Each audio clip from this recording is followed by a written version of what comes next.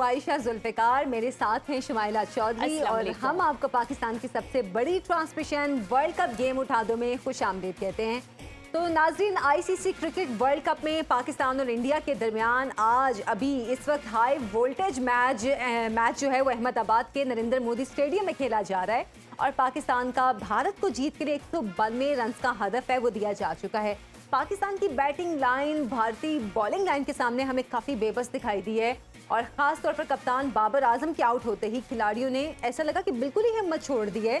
यानी कि तीसरे आउट के बाद जो हमने 7वें 8वें आउट तक जो सूरत हाल देखी, आते थे और जाते थे। इरफान ज़हीर हमारे साथ मौजूद है। इरफान, ये आना जाना तो आज को ज़्यादा ही जल्दी हो गया। बहुत ज़्यादा। देखिए, इस पे बात करना भी बड़ा अजीब लग रहा है कि अब एक हम अपनी ज़िंदगियों में ख्वाब शायद सोचा है कि शायद हम कभी भारत को वर्ल्ड कप में हरा पाएंगे। ये जो जिंक्स है ये मेरा ख्याल है काफ़ी लंबी होती चली जा रही है। ख्वाब ही रह गया, अब ख्वाब ही रहता जा रहा है और शायद पता नहीं हमारी ज़िंदगियों में ये हो गया ना हो। तो ये बड़ा अनफॉर्चुनेट है और सैड है क्रिकेट के लिए भी। देखिए, तब भी खूबसूरती रहती है। राइवरी की बात करते हैं, पाकिस्तान इंडिया की राइवरी दुनिया की सबसे बड़ी राइवरी है और आज एक्सपेक्टेड यही है कि सबसे ज़्यादा आई बॉल्स मिलेंगी और इस साल का सबसे बड़े टाकरे की बात करेंगे। बट दूसरी तरफ जब ये स्टैट्स हम देखते हैं कि अभी तक पाकिस्तान भारत से 7 दफ़ा हार चुका है और आज 8वीं दफ़ा हारने जा रहा है, तो ये आपको उसको फिर काफ़ी इंक्लाइन करता है कि आपने इस मैच को सीरियसली लेना। फैन पहले ही माइंडसेट बना के आते थे। आज मैं आपको बताऊं ऑनेस्टली 70-80% पाकिस्तानी जो नॉर्मली मैच के अंदर इंटरेस्ट लेते हैं वो नहीं था और लोग यही कह रहे थे कि हमने हार जाना है। ये बड़ा कम होता है। इरफान, ये भी मैंने देखी है फीलिंग लोगों में कि इस मर्तबा बहुत से लोग ही कह रहे थे कि पाकिस्तान इस बार जीतेगा। वो कम लोग हैं, वो काफ़ी कम लोग हैं। वो उसकी जो मैं बता रहा हूँ वो बड़े कम लोग हैं क्योंकि ये वो ज़्यादा ही ऑप्टिमिस्टिक लोग थे। हाँ, वो बहुत ऑब्वियसली दोनों तरफ से लोग आते हैं। अगर देखा जाए तो टीम हमारी उनसे काफ़ी बैलेंस थी, उनकी भी बैलेंस है, हमारी बैलेंस थी। लोग थोड़ी बहुत हमारे प्रॉब्लम थे, बट जब विकेट हमने देखी और उन्होंने टॉस जीतने के बाद हमें बैटिंग करवाई तो हमें लगता था कि हम काफ़ी अच्छा टोटल करके मैच में हैं। और ख़ास तौर पे पहले अगर 27-28 ओवर्स का मैच की बात करें, 155 पे 2 आउट थे, बाबर रिजवान खेल रहे थे, दोनों हमारे बेस्ट बैटर हैं और हमें लगता था कि ये किसी तरह वो 50 पे खेल रहे थे, वो 46 पे खेल रहे थे और लगता था कि पाकिस्तान 350 तक जाएगा। और मैं बल्कि सोच रहा था कि ये 300 की पिच नहीं है, थोड़ा अच्छा बिहेव कर रही है, बॉल में कोई सीम स्विंग नजर नहीं आ रही, तो पाकिस्तान शुड ट्राई फॉर 350 चले। लेकिन हम ये कह रहे थे चले एक अच्छा मैच होगा और 325 पे बहुत चांसेस है अगर हमारे अर्ली ऑन विकेट लेते हैं तो पाकिस्तान इस विकेट गेम में रहेगा। बट इस तरह का बुरा कोलैप्स दुनिया की किसी और टीम से आप एक्सपेक्ट नहीं कर सकते। क्रिकेट में कोलैप्सेस भी होते हैं, on the given day team कोई बहुत अच्छा परफॉर्म भी करती है, कोई बहुत बुरा परफॉर्म भी करती है।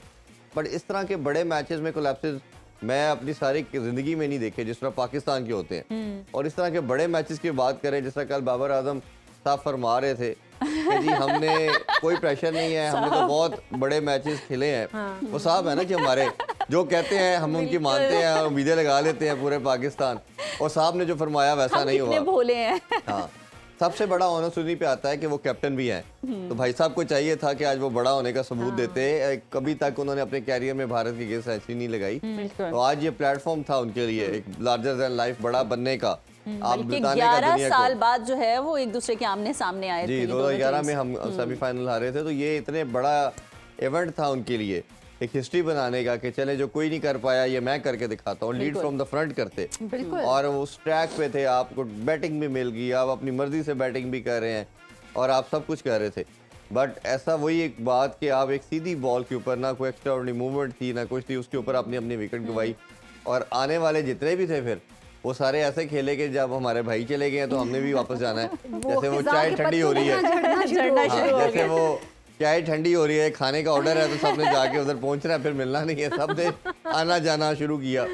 और वजह से रमीज भाई अक्सर कहते हैं आन जान जिम खाना, वो एक जिम खाना बनाया हुआ था उन्होंने वहाँ पे। अच्छा, जो हमारे ओपनर्स थे उनको देख के तो लग रहा था स्टार्ट में कि ये बैटिंग विकेट है, तो शायद स्टार्ट बड़ा अच्छा था इमामुल हक और अब्दुल्ला शफीक का कि चौकों पे चौके लग रहे थे, लेकिन बस एक के जाने की उम्मीद वाला एक नहीं, उसमें भी देखिए आप टोटल कुछ भी बनता, लेट्स सपोज हम 300 भी बना लेते तो हमने पावर प्ले को जो यूटिलाइजेशन करते हैं वो नहीं की। जब हमने बात की थी कि ये पाकिस्तान दुनिया की पहली साइड है जो 1000 बॉल्स खेल चुकी है और पावर प्ले में कोई छक्का नहीं लगाती, ऐसा ही तो ये ब्लंडर नजर आते हैं। थोड़ा सा अगर हम डिटेल में देखें तो हमने ये कहा था, कल भी कहा था, आज भी अपनी प्री ट्रांसमिशन में बात की थी कि 2 चेंजिंग आपको करनी है। एक हमने कहा था कि किसी तरह फ़खर को टीम में ऐड करें, क्योंकि फ़खर ऐसा बैटर था जो वो खड़ा होता है तो वो सिंगल हैंडली मैच अवे ले लेता है। आपने तमाम एक तरह के बैटर खिलाए जो कन्वेंशनल खेलते हैं, सवाए एक इफ्तिखार था जो तेज़ खेल सकता है, बाकी तो कोई ऐसा नहीं था, वो भी नहीं चले। तो वो भाई साहब भी नहीं चले। तो हमने पहले तो टीम सिलेक्शन ठीक करनी थी, बाकी एग्जीक्यूशन तो बाद में आनी थी। तो टीम सिलेक्शन में ये ब्लंडर, फिर शादाब को हम कंटिन्यूसली चांस दे रहे हैं, ठीक है हमारा वो मैच विनर रहा है, वाइस कैप्टन भी है, और बट उससे जब नहीं परफॉर्म हो रहा तो खुदारा जो बाकी लड़के हैं वो भी खेलने आए हैं, बिल्कुल आप किसी और को चांस दें। आज उसामा मीर को आप चांस देते और आपका डगआउट में बैठा हुआ है, लड़के ने परफॉर्म किया हुआ है, तो वो एक पॉसिबिलिटी बन सकती थी। बट फिर अनफॉर्चुनेट जो सबसे बड़ी जो मुझे हर्ट की इस मैच के अंदर चीज़, जब क्लैप्सेस तो हो रहे हैं, आपको जब क्लैप्सेस होते हैं तो कोई एक प्लेयर सिंगल आपका बंदा कहता है जी मैं जो होना वो तो हो ही रहा है हमारे साथ, मैं चार्ज करता हूँ जाके, मैं मारता हूँ, और हम चार्ज करके चांस लेते हैं, कोई क्विक 30-40 लग जाते हैं, उससे थोड़ा प्रेशर हट जाएगा शायद। देखिए आपको ऑन द गिवन डे अगर लगना शुरू होता है चांस बन भी जाता है। किसी एक ने ट्राई नहीं की कि उसको ब्रेक करे और विकेट थ्रो करते रहे, और इवेंचुअली देखा कि आकिब जावेद हमारे साथ हैं, उनसे भी हम आज के मैच के हवाले से बात वो भी हमारी तरह होंगे तो काफी हर्टी। अस्सलाम। सबसे पहले तो जो पाकिस्तान की बैटिंग की मायूस कुन कारकर्दगी रही है उस पर आपके कमेंट्स लेना चाहेंगे। देखिए एक तो चीज देखनी ये होती है कि इंडिया में जितने भी मैचेस हो रहे हैं हाई स्कोरिंग क्रिकेट हो रही है, और जो भी परफॉर्म कर रहा है वो जो स्ट्रोक प्लेयर्स हैं वो इसमें ज्यादा रन कर रहे हैं। तो हमारे पास एक ही इम्पैक्ट प्लेयर है इस टीम के अंदर जो कि पास में भी परफॉर्मेंस दे चुका है, उसका नाम है फखर जमान। सही। इस बैटिंग लाइनअप में अगर फखर की जगह नहीं है तो देन आई एम सॉरी, जो भी डिसीजन ले रहा है बहुत बुरे डिसीजन ले रहे हैं। जी आकिब भाई, मैं अभी आपसे ये जानना चाहूँगा, फ़खर की हमने बात की, जब स्टार्ट अच्छा मिल गया था तो हमें लगता था कहीं ना कहीं पाकिस्तानी जो बैटिंग लाइनअप है चलें एटलीस्ट 300 सवा 300 तक तो जाएगी। अब ये जो अप्रोच एकदम एक बंदे का कोलैप्स आउट होना, फिर पूरी टीम का कोलैप्स हो जाना, काउंटर अटैक की हम बात करते हैं क्रिकेट के अंदर कि आप काउंटर अटैक करें और उसके बाद कोई एक्स्ट्राऑर्डिनरी चीज़ आती है, तो वो काउंटर अटैक तो हमें नज़र ही नहीं आया किसी पूरे गेम में। देखिए उसमें आपकी कोई कैपेसिटी होनी चाहिए ना। अगर आप इंटरनेशनल क्रिकेट में देखें तो शदाब या नवाज जैसे जो मिनी ऑलराउंडर्स हैं, ये उधर क्वालिटी बॉलिंग के खिलाफ अंडर प्रेशर नहीं ये कर सकते। इफ्तिखार है तो एक तरह की उनको गेम आती है, आप उनको एक रोल दे जहाँ उनको पता हो कि 5-6 ओवर हैं उसमें उन्होंने अटैक करना है। जब ज्यादा ओवर आते हैं तो इनका हाल भी वही है कि ना पता चलता है रोकनी, ना पता चलता है कि स्ट्राइक ऑफ रन है वो आती नहीं है, तो ये फिर फंस जाते हैं उसमें। और हम ऐसी कौम है कि जो एक इनिंग खेल रहा उसको फिर हम सुपरस्टार बना लेते हैं। शाउद शकील लगा था कि पता नहीं एक इनिंग में रन करके तो हमें मिल गया, एक मिडिल ऑर्डर की प्रॉब्लम हमारी खत्म हो चुकी है। लेकिन बात वो है कि अभी तक आपने कोई बड़ा मैच खेला नहीं है, और जब आप प्रेशर आता है, क्राउड इतना ज्यादा है, इंडिया जैसी टीम है, तो यहाँ जो परफॉर्मेंस करेगा वो असल में तो बैट्समैन माना जाएगा ना। जी बिल्कुल। अच्छा आकिब सर, इससे पहले भी हमने देखा है कि वर्ल्ड कप में पाकिस्तान कभी श्रीलंका से हारा नहीं और इंडिया से जीता नहीं है, तो क्या ये साइकोलॉजिकल इफेक्ट है कि हम आज तक इंडिया के साथ जो भी मैचेस खेले हैं हम हमेशा ही हारते आए हैं, ये साइकोलॉजिकल प्रेशर है जिससे हम निकल ही नहीं पा रहे?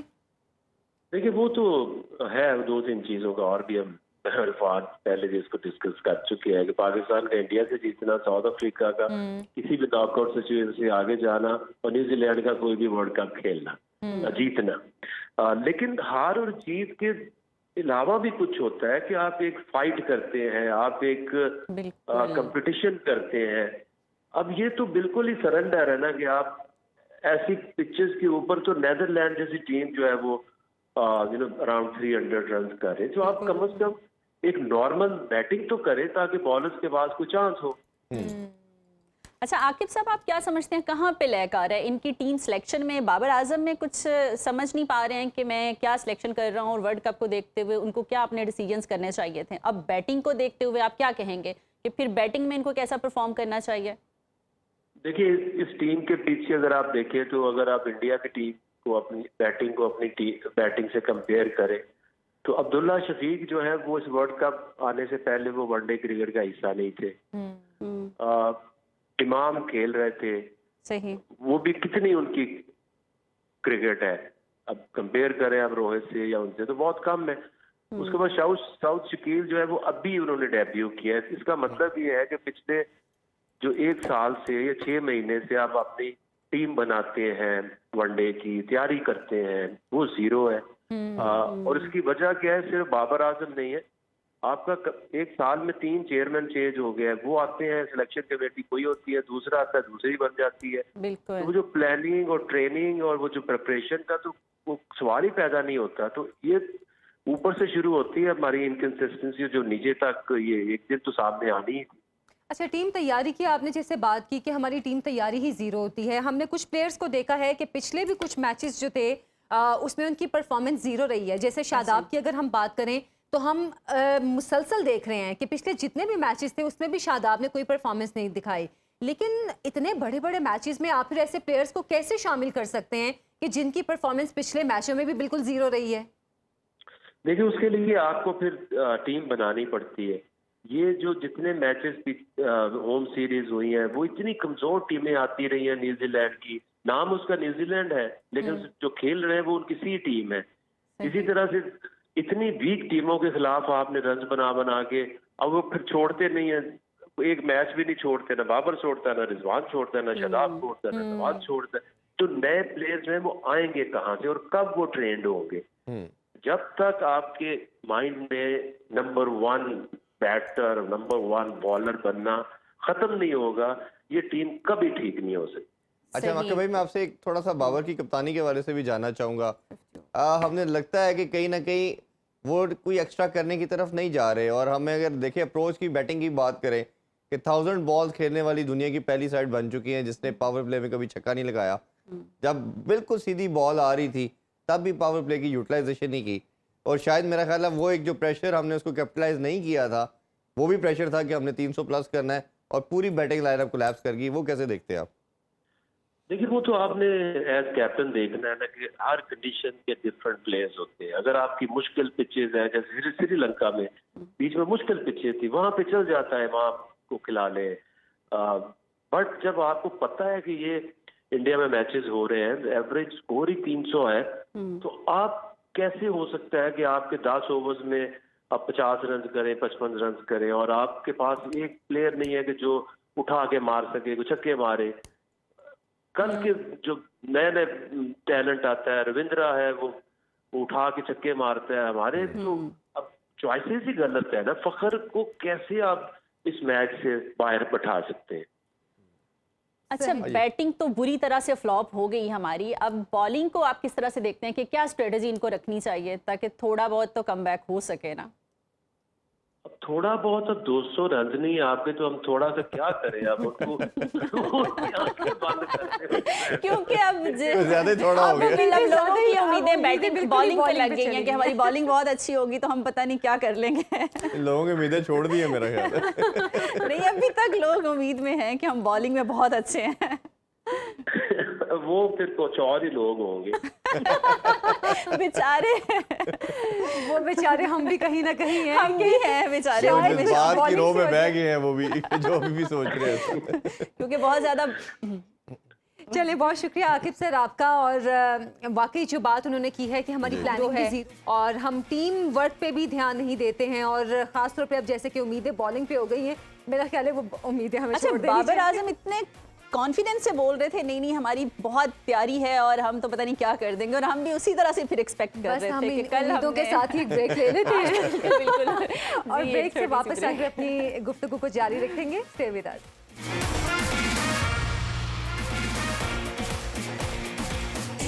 Welcome back. तो हमें इजहार बाजवा साहब भी ज्वाइन कर चुके हैं। अस्सलाम वालेकुम इजहार, क्या हाल है आपके? वालेकुम सलाम, कैसा होगा हाल?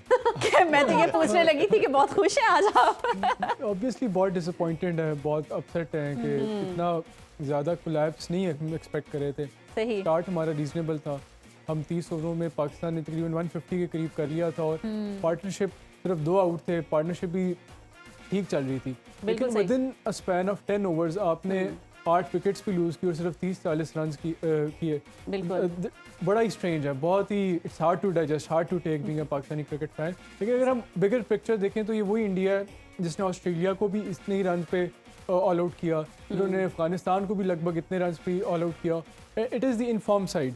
और मेरे ख्याल में तो अगर आपने पाकिस्तान क्रिकेट टीम ने वर्ल्ड कप की प्लानिंग करनी है तो ये सोच लेना चाहिए अगर हमारे पास 9 मैच है ना, एक बाकी 8 मैच एक इंडिया के अलावा मैच को रख के अकाउंट निकाल के बाकी मैचेस को हमने के हिसाब से प्लानिंग करनी चाहिए, क्योंकि जो रिकॉर्ड चल रहा है अब एक्सपेक्टेड तो ये है कि अच्छा ये तो अच्छा हमने अपनी बैटिंग तो देखी, अब अपनी बॉलिंग भी हम देख रहे हैं, उनको चौके पे चौके दे रहे हैं। देखिए अब तो बहुत मुश्किल है इस मैच में कम बैक करना, but then again world cup अभी शुरू हुआ है, आगे बहुत से मैचेस पड़े हैं और इंडिया के खिलाफ ये पहली दफ़ा नहीं है कि पाकिस्तान हारेगा, अगर आज हारता है तो ये तो सदियों से चलता आ रहा है, पूरी सीरीज जो है ना वो मुकम्मल कर रहे हैं, सदियों से चलता आ रहा है। तो अभी भी बहुत बड़ा वर्ल्ड कप, काफ़ी वर्ल्ड कप का मेजर हिस्सा आपके सामने है, अभी भी आपने बाकी टीम्स को खेलना है और अभी भी अगर आप बाकी टीम्स के खिलाफ अच्छा खेलेंगे तो आप सेमीफाइनल के लिए क्वालिफाई कर सकते हैं। अल्लाह करे कि हम इसमें कम बैक करें, अगर हम नहीं भी कर पाते फिर भी टीम ने अपने मोराल को मेंटेन रखना है, पॉजिटिव रहना है और ये देखना है कि अभी इस मैच के बाद 6 मैचेस पड़े होंगे हमारे पास जी, इसके बाद ऑस्ट्रेलिया के साथ हमारा है, उसमें से अगर हम 4 मैचेस भी जीत जाएं वे स्टिल इन द हंट, क्योंकि अगर लास्ट वर्ल्ड कप का हम देखें टेबल तो जिस टीम ने 12 के करीब पॉइंट स्कोर कर लिए थे उसने क्वालिफाई कर लिया था सेमीफाइनल में। अब जो आगे मैचेस हमारे पास आने हैं जिसमें ऑस्ट्रेलिया है, साउथ अफ्रीका है, न्यूजीलैंड है, फिर बांग्लादेश है और अफगानिस्तान है, इनमें से बांग्लादेश और अफगानिस्तान को तो हमने हराना ही हराना है।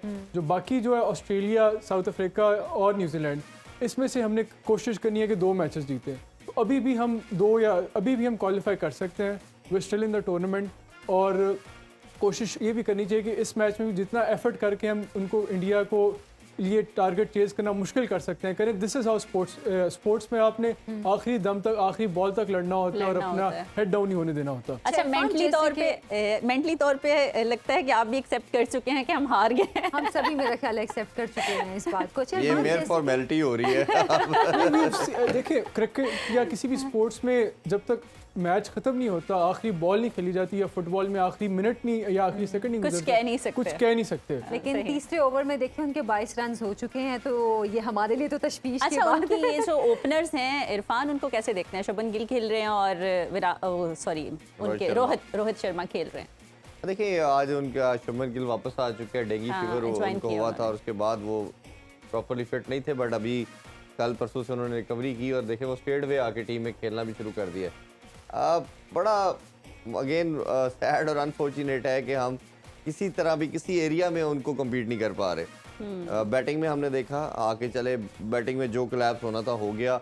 आप बॉलिंग में कोई अच्छे ओवर कर सकते, कोई अच्छी बॉल कर सकते थे, कोई बाउंसर कर सकते थे। अभी तक जितना खेल हुआ है आप देखें कि वो ऑलमोस्ट हर ओवर में 3 चौके लगा रहे हैं। तो इस मीन वो आपको मैसेज दे रहे हैं कि हम ना सिर्फ आपको हराएंगे, आपको फेंटा लगाएंगे। तो वो फेंटी लगा रहे हैं आपको। लेकिन इरफान फिर तो हम ये भी कह सकते हैं कि आप अभी ये सिर्फ क्रिकेट की बात कर रहे हैं कि हर फील्ड में वो जो है एक तरह से फेंटी लगा रहे हैं। जितने भी हमने इसके अलावा भी स्पोर्ट्स देखे हैं पाकिस्तान और इंडिया के दरमियान होते हैं, उसमें भी हमेशा इंडिया विन करता है। ये एक साइकोलॉजिकल सुपीरियॉरिटी हम इसको कह सकते हैं कि उनको पता है कि हमने जीतना ही जीतना है और हम कहते हैं हमें पता है हमने हारना ही हारना है। इसकी 2-3 रीजन हम इसे कर सकते हैं। सबसे पहले तो ये है जो आपकी कंट्री का एनवायरनमेंट होता है, जब पॉलिटिकल सेटअप होता है या आपकी इकोनॉमिक पोजीशन जो होती है वो ही रिफ्लेक्ट करती है आपकी स्पोर्ट्स को भी। 90s का एरा देखें तो आपका अगर कंट्री फ्लरिश कर रहा था, हम भारत से बेहतर थे। इन जनरल भी आप देखते थे कि हमारा हर दूसरा बच्चा डॉक्टर इंजीनियर बन रहा है, तो आप देखते थे स्पोर्ट्स में बहुत फ्लरिश कर रही थी। हम क्रिकेट में वर्ल्ड चैंपियन बने, फिर हॉकी में बने, फिर स्क्वॉश में बने और फिर हमने जो था स्नूकर में बने। तो 4 हमने देखा कि पहला आउट हो चुका है मुबारक। मिसाइश आपने देखा नहीं, तो ये मिस कैसे कर दिया आपने? अगर कभी बैक टू योर क्वेश्चन, तो वही चीज़ हमें नज़र आती है, रिफ्लेक्ट करती है कि आगे भी क्या होता है।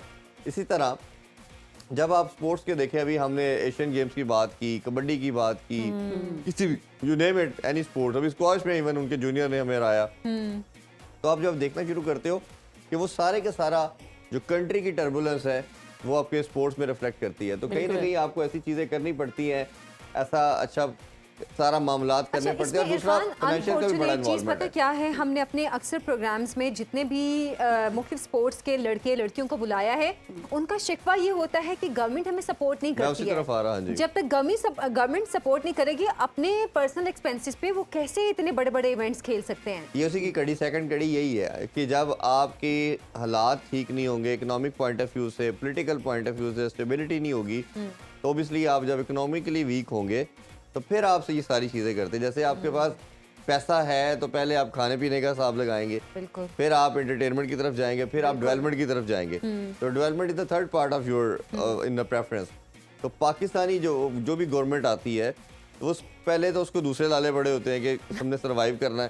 सर्वाइवल के बाद उनको आता है कि अच्छा चले बेसिक इंफ्रास्ट्रक्चर जो इंटैक्ट है उसको मेंटेन रखें। जब वो डेवलपमेंट की तरफ आते हैं तो वो कहते हैं पैसे ही नहीं हमारे पास।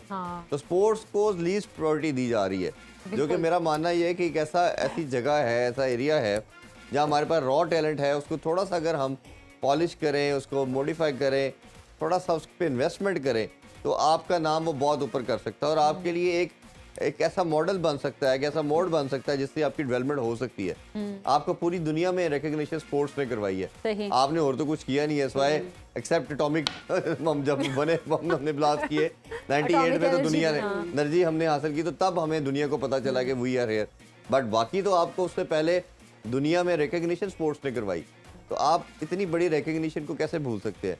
हम थोड़ा सा दूसरी तरफ चले गए अगर वापस आए इस मैच पे। नहीं इरफान, यहाँ पे मेरा मैं आपके जो है उससे एग्री नहीं करूंगी कि क्या अगर गवर्नमेंट के पास पैसा नहीं है और इतना बड़ा इवेंट आपने खेलना, आपको पता है कि वर्ल्ड कप आ रहा है और हमारी सिलेक्शन होनी है टीम के पास, हमारी टीम के पास इतना पैसा इंडिविजुअली तो है कि अपने ऊपर वो खुद इन्वेस्ट कर सकें। जैसे रमीज सर, वो तो सारी स्पोर्ट्स के ऊपर कह रहे थे कि प्रायोरिटी नहीं है, वो स्पोर्ट्स की भी ओवरऑल बात की कह रहे थे कि हम हर स्पोर्ट्स में लैग कर रहे हैं। अब उसका जवाब आपकी बात का देता हूं। यही रमीज सर भी एशिया कप में भी ये कहते थे कि अपने ट्रेनर्स नहीं लेते। इंडिया का जेवलिन थ्रो जिसने फेंका, जो ओलंपिक जीता, उसका 10 करोड़ का बजट था। आपकी पूरी जेवलिन थ्रो वो जो थी ओलंपिक्स फेडरेशन का बजट जो था पूरी लॉट का, जिन्होंने पार्टिसिपेट किया, उसका 2 करोड़ था।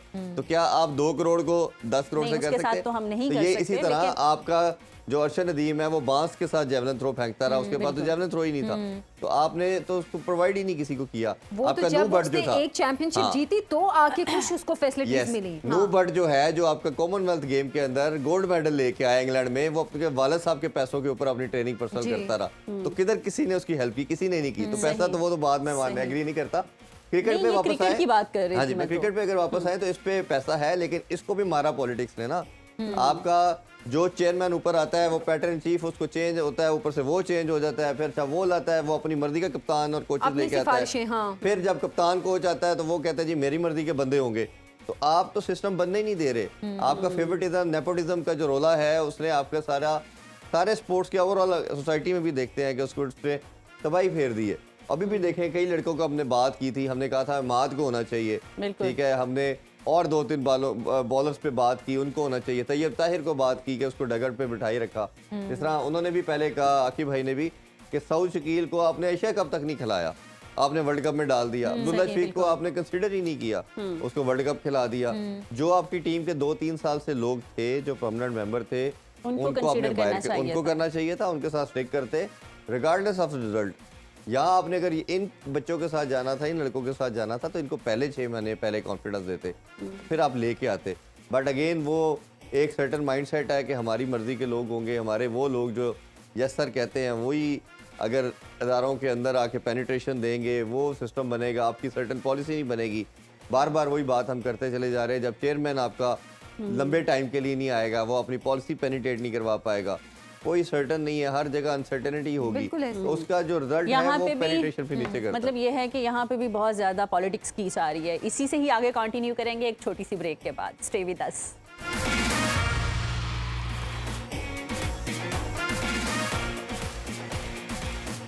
वर्ल्ड कप गेम उठा दो में फिर से आपको खुशामदीद कहते हैं। 5वें ओवर का मैच जारी है और इंडिया ने 34 रन बना लिए हैं, 1 आउट हुआ है अब तक, और अभी विराट कोहली आए हैं, तो जाहिर सी बात है हम सबको पता है विराट कोहली कैसा खेलते हैं। इजहार, अच्छा रन रेट इंडिया ने दिया है आते ही, और 5वें ओवर में जैसे कि मैंने कहा कि अब तक 34 स्कोर हो चुका है। पाकिस्तान से कैसे कंपैरिजन करेंगे आप? देखिए पाकिस्तान का जो स्टार्ट था बड़ा टेंटेटिव था। पहले बैटिंग करने के और डायनामिक्स होते हैं, चेस करने के और डायनामिक्स होते हैं। पहले बैटिंग जब आप कर रहे होते हो तो आपको आइडिया नहीं होता कि कितना स्कोर बोर्ड आइडियल है इस ग्राउंड या इस पिच के मुताबिक। सही। जबकि आप चेस करें और आपको पता हो कि स्कोर भी जो आपने चेस करना है टारगेट उसका भी कोई इतना प्रेशर नहीं, स्कोर बोर्ड प्रेशर तो है ही नहीं, 190 का टारगेट है और ये इस तरह का टारगेट है कि जो आजकल के मॉडर्न डे क्रिकेट में बहुत ही कम है और अगर ये पूरे ओवर्स खेल जाएंगे तो आराम से कर लेंगे। तो एक ही तरीका कार है पाकिस्तान अगर ये टारगेट डिफेंड करना है कि they have to get all the wickets of Indian team और उसके लिए भी जो जिस तरह का पिच ने आज बिहेव किया है, पिच इतनी भी कोई बहुत ज़्यादा बैटिंग फ्रेंडली मुझे तो नहीं लगी। इसमें अनइवन बाउंस था, इवन जो पहली विकेट अब्दुल्ला शफीक की गिरी वो बाउंस काफ़ी पीछे हुई थी लेकिन बॉल बैठ गई और इस वजह से वो उसको मिडल नहीं कर सके और ये ऐसी पिच है जिसमें नेचुरल वेरिएशन है। अच्छा। तो और इस तरह की पिच पे आपको अगर विकेट्स लेनी है तो कोशिश करना है, एक तो you have to keep it tight, you have to make batsman को आपने अपनी कंफर्ट जोन से बाहर उसको निकालना है और ऐसा उससे एक एरर फोर्स करना है ताकि वो अगर स्कोर करने के लिए। लेकिन मसला ये है कि आपके पास स्कोर बोर्ड प्रेशर इतना है ही नहीं कि वो थोड़ा भी वो रिस्क ले या कोई चांस ले और अगर वो मेरिट पे बॉलों को खेले, मेरिट पे खेलता रहे तो फिर ही उसके लिए कोई भी लूज बॉल हो उसको पनिश करे। तो लेकिन ऐसा लग रहा है देखकर, मैच देखकर तो ऐसा लग रहा है कि जैसे हम इंडिया को कंफर्ट जोन दे रहे हैं। आप रन्स बनाएं, चौके छक्के लगाएं। एक चीज़ ये हारने की मैं उसमें ऐड करना चाहूँगा, इसमें ऐसी विकेट्स जब आपका हो जिसपे सीधी बॉल सीम और स्विंग ना हो तो स्ट्रेट वे आपको कटर वगैरह पे आ जाना चाहिए। देखिए जैसे उनको बाबर आजम की विकेट मिली, उनके पेस अटैक ने कटर शुरू कर दिए, स्पिन को ले आए, बॉल थोड़ा सा फंसता है स्पिनर का या आपका जो ऑफ कटर मारते हैं उसका पेस वेरिएबल होता है तो ये मेरा ख्याल है स्लो बाउंसर कर सकते हैं आप। तो जब तक वेरिएशन नहीं आप इस विकेट पे करेंगे, अगर आप सीधी सीम से बॉल करते रहेंगे तो मेरा ख्याल है इसमें आपको कुछ मिलने वाला नहीं है। जिस तरह अभी हमने देखा पहले जितना भी तक मैच हुआ है, आगे बॉल कर रहे हैं तो सीधा चौका ही पड़ रहा है आपको, स्विंग सीम और स्विंग तो बिल्कुल मिल ही नहीं रही। हर ओवर में चौके पड़ रहे हैं। जी वही वाली बात कि हमें ऐसे लग रहा है जैसे हम खुद उनको ट्रे में रख के देने वाले हैं कि ये जी आज का मैच हमने आपको दिया। बॉलर्स को इस तरह बड़ा अनफेयर है, बॉलर्स को आप कहीं आप ब्लेम करें इस सिचुएशन के लिए। अच्छा। उनको टारगेट ही बहुत थोड़ा मिला है। If they had more target to play with तो शायद उनकी बॉलिंग इससे बेहतर होती।